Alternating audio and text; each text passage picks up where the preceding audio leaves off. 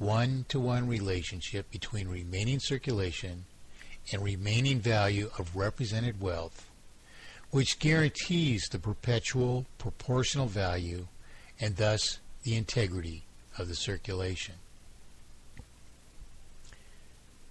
So, as interest is denied us, neither do we require it, particularly as requiring interest would be destructive to every other vital purpose in the inevitable failure of our own obfuscation. After all, we do not borrow money from purported banks.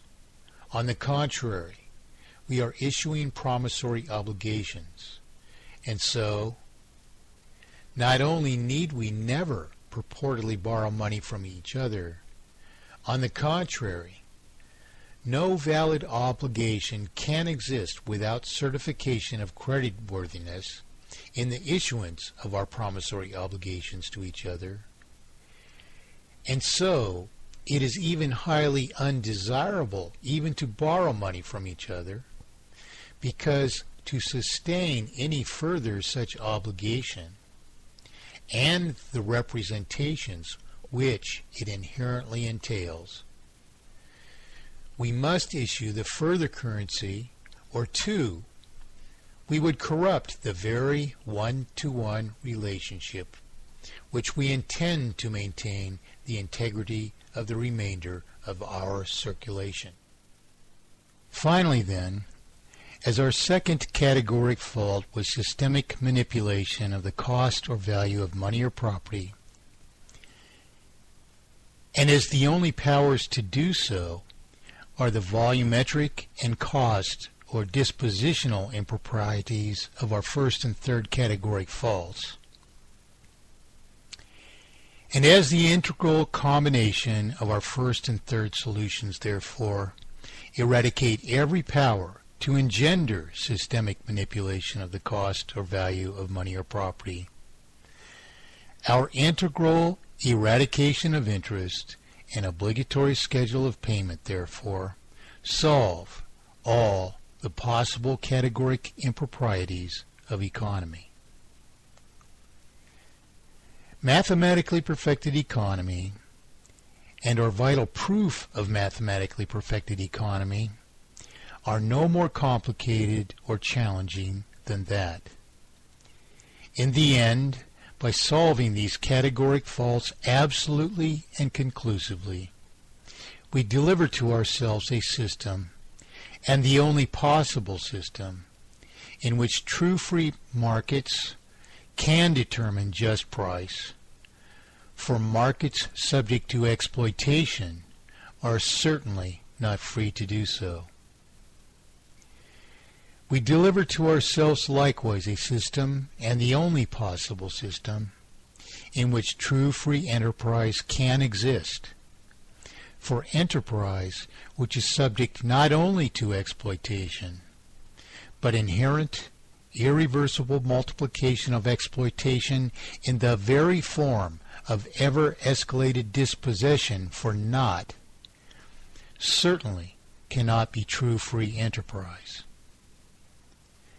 And so we deliver to ourselves the only true monetary justice. I would like to refer now to our mandate, section 1.3 of which explains facts of the severest crimes against the people in an intentional obfuscation of the currency perpetrated by evasion of a fact of singular solution to the categoric faults of the present pretended economy.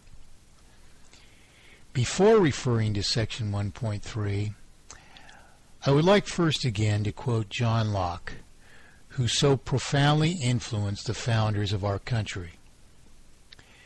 Locke said, "Whenever the legislators endeavor to take away and to destroy the property of the people, or to reduce them to slavery under arbitrary power, they put themselves into a state of war with the people, who are thereupon absolved from any further obedience. We thus not only express, but prove just such an extent of transgression in Section 1.3 of our Global Mandate for Mathematically Perfected Economy and Absolute Consensual Representation. Fact of the severest crimes against the people, in an intentional obfuscation of the currency, perpetrated by evasion of a fact of singular solution to the categoric faults of the present pretended economy. Requisites of eradicating monetary injustice. 1. Only regulation of an immutable, perpetually representative currency, which at all times sustains and reflects any and every natural vacillation of desirable prosperity according to contribution, so as at all times the resultant circulation immutably represents all actual commitments and all natural consumption and depreciation of property, comprises a circulation which is absolutely bereft of possible offense against anyone. A.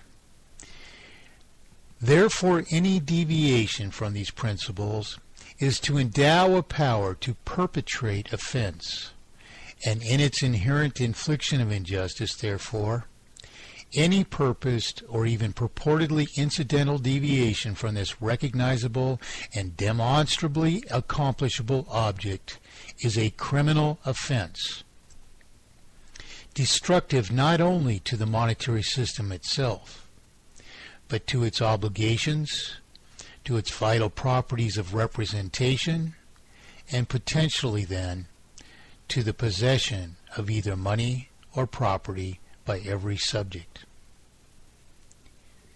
B.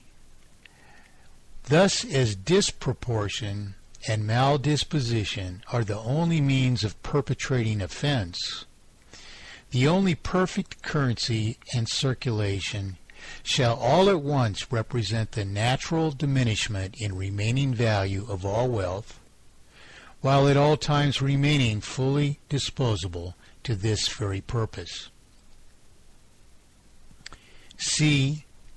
Only a currency and circulation meeting these requisites without exception, not only overall, but in the consideration of every affected individual, therefore, can at all times sustain a commerce comprised strictly of free, just trade of all wealth, and of just reward for production of all wealth. Inherent nature and scope of promissory obligations. 2. As a general underlying form of the present obfuscation of the currency, and as the ultimate sole form of any reasonable currency which can rightly represent obligations to pay over the life cycle of represented property, is the promissory note, and as a promissory obligation to pay principal at no less than the rate of consumption or depreciation of related property, in its perfect tokenization of both the consumption and remaining value of all represented property, therefore, is itself the one indispensable vehicle for monetizing all potential prosperity. A. Only promissory obligations committing only to pay the principal of related property at an obligatory rate of payment, retiring principal at the rate of consumption or depreciation of each related property, can meet these requisites. 1. Fulfilled principal, therefore, is no longer representative of anything, no longer is even a prospective property, and accordingly, as paid principal therefore comprises both no more than former circulation and a former representation, paid principal, therefore, is only rightly retired from existence. 2. And so, it is mathematically impossible, therefore, in the resultant disparities, for any permutation of a precious metal monetary standard, or any adulteration of the natural life cycle of the natural obligations of a promissory note, to meet these requisites. B. As such a promissory obligation is so representative of the remaining value of a respective property that only a volume of such promissory obligations can perfectly serve the purposes of currency. Every promissory note inherently, therefore, represents an obligation to every real creditor, who in turn gives up property in exchange for the evidence of the necessarily enforceable promissory obligation. 1. Which promissory obligation, therefore, is so to pay the principal in no more than equivalent property. A. All of which obligations, however, can only be freely represented by the concurrent obligations of both the creditors and obligors of a truly free market to recognize equivalent value in their commerce. B. Which necessarily consistent representations can be sustained only by an unexploited currency, entirely free of redundant cost, because nothing else provides for exchanging subjectively equivalent volumes of property for equivalent property. 2.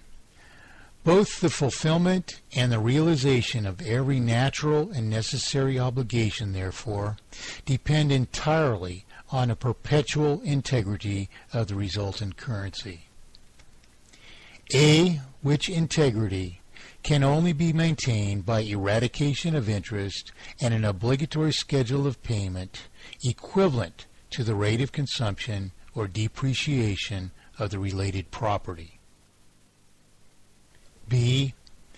Which, with unconsumed equity considered as and convertible into circulation, perpetually maintains a 1-to-1-to-1 relationship between remaining circulation, remaining value of represented property, and remaining obligation.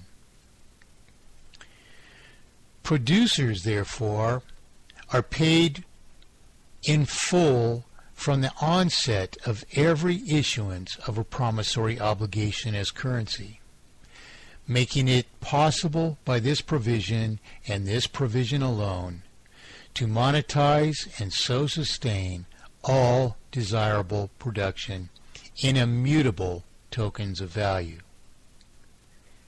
C. Likewise, then, nothing, therefore, can comprise actual monetary solution but a system of regulation which meets these requisites by complete eradication of manipulation, adulteration, or exploitation of the resultant promissory obligations, or the natural opportunity to make good on them. 3. Purposed obfuscation